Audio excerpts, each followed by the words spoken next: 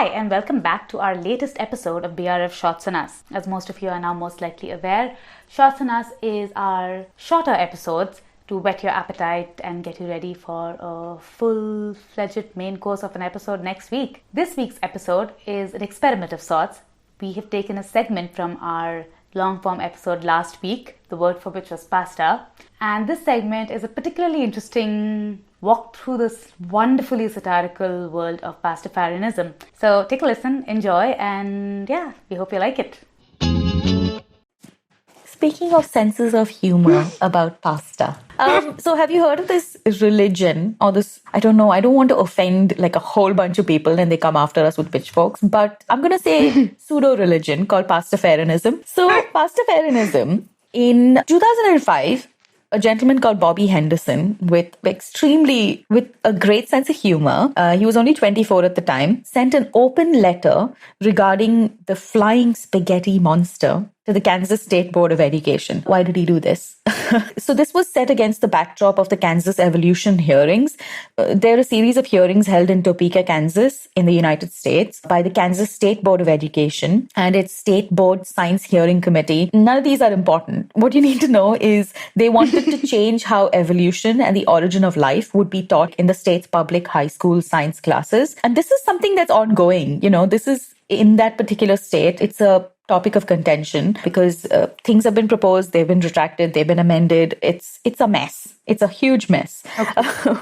But the hearings raised the issues of creation and evolution in public education and were attended by all major participants in the intelligent design movement, which basically means it's just a summary of that is that God created us. That's what the movement purports. Now, let me set the stage for you. The Kansas evolution hearings were happening around 2005. What are they, you ask, because you don't know? They were held by the Kansas State Board of Education, and they basically wanted to change how evolution and the origin of life was taught in the state's public high school science classes. So obviously a very touchy topic, especially in a state where Christianity is so deep-rooted. So the whole issue is quite contentious in on its own. And then enter Bobby Henderson, a 24-year-old at the time. He was a physics graduate. He sent an open letter regarding the flying spaghetti monster. Yes, that's correct. You heard me right. The flying spaghetti monster to the Kansas State Board of Education. I won't read the whole letter out. I recommend you go read it. But basically, he just satirized creationism by professing his belief that whenever a scientist carbon dates an object, a supernatural creator that closely resembles spaghetti and meatballs is there, changing the results with his noodly appendage. Henderson argued that his beliefs were just as valid as intelligent design and called for equal time in science classrooms alongside intelligent design and evolution. The letter was sent prior to the hearings as an argument against the teaching of intelligent design in biology classes. So basically it came down to evolution versus creationism and, just Bobby Henderson inserting himself in there with his great sense of humor. So he described himself as a concerned citizen representing more than 10 million others. Basically atheists apparently, and argued that intelligent design and his belief that the universe was created by a flying spaghetti monster were equally valid. I'm buying it, to be honest. I do too. I think around the time when I was in college, which is around, just shortly after this happened, it was all the rage. Everybody who even minutely subscribed to atheism was like, oh, I'm part of the church of FSM now. Yeah, I'm Pastafarian. Put a colander on my head and that's it. That's me for life. Because that's apparently one of the things that the followers do is put a colander upside down over their head as a hat. Wow. Yeah. There has been thought put into it. You can't deny that. Yeah, it is. I mean, it is, as you'll see from some of my descriptions of how the law has reacted to it, it is definitely satire. It's not, created completely in entirety on its own. It's created as satire of Christianity, very clearly, as you will soon find out. So in May 2005, having received no reply from the Kansas State Board of Education, I wonder why, he posted the letter on his website and it gained significant public interest, obviously, #the internet. Shortly thereafter, Pastafarianism became an internet phenomenon and he received responses from the board members. So 3 members of the board, all of whom opposed the amendments, responded positively to Pastafarianism. A 4th board member responded with the comment, "It is a serious offense to mock God," which was to be expected. And since then, It's gained a huge amount of followership, apparently garnering tens of millions of hits on his website and over 60,000 pieces of fan mail. Yeah, I wanted to talk a little bit about the gospel. Okay, now the gospel elaborates on Pastafarian beliefs and practices. The gospel includes a creation myth, a set of 8 "I'd really rather you didn't," which mark the commandments, I'm assuming, and guide to evangelizing and discusses history and lifestyle from a Pastafarian perspective. And this was in March 2006. It's September of 2005, before he received an advance to write the gospel, a Pastafarian member, clearly all of these are extremely creative people, known as Solipsi, announced the beginning of a project to collect texts from fellow Pastafarians to compile into, quote, the loose canon, the holy book of the Church of the Flying Spaghetti Monster. Loose canon. Yeah.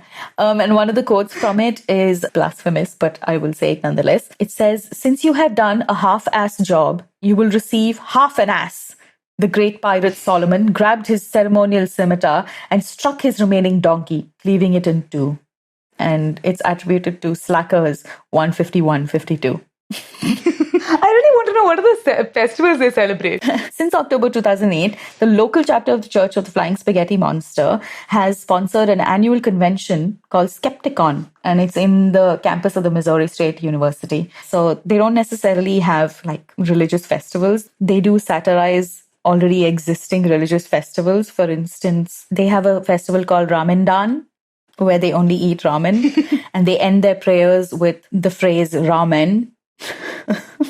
Oh my God. Yeah, blasphemous to say the least, but creative, it makes you giggle. Yeah, and another quote from the loose canon that I'd like to put in here. It says, "I'm the flying spaghetti monster. Thou shalt have no other monsters before me." In brackets, afterwards is okay, just use protection. "The only monster who deserves capitalization is me. Other monsters are false monsters, undeserving of capitalization." So, yeah. Oh. Now, just to wrap things up, the final judgment in November 2005, the Kansas State Board of Education voted to allow criticisms of evolution, including language about intelligent design, as part of testing standards. And then promptly on February 13, 2007, the board voted to reject the amended science standards enacted in 2005. So, yeah, still a raging battle. Oh, wow. No, I love that. I love that. It has everything I want from a religion. Good food, great puns. What more do you want? Yeah.